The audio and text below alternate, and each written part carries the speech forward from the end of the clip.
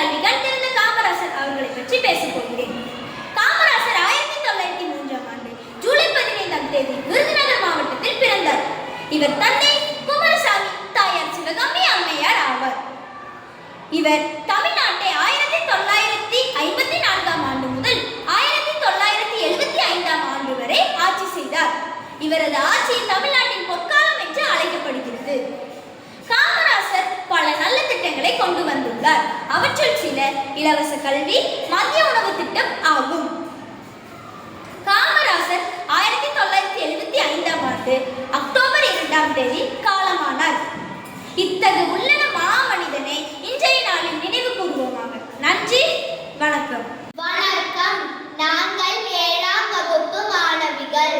நான் ராணி சாராசினர். நான் ராணி மீனாட்சி.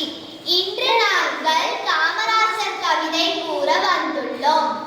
விருதுநகரில் பிறந்தவரே, அகிலம் போற்ற உயர்ந்தவரே, விருதுகளின் நாயகரே, வையம் வணங்கிட வாழ்ந்தவரே, மக்கள் பசியை போக்கியவரே, ஏழைகளின் துயரை துடைத்தவரே, கல்வி தந்தை ஆனவரே, கருணை உள்ளமுடையவரே, பாசனத்தை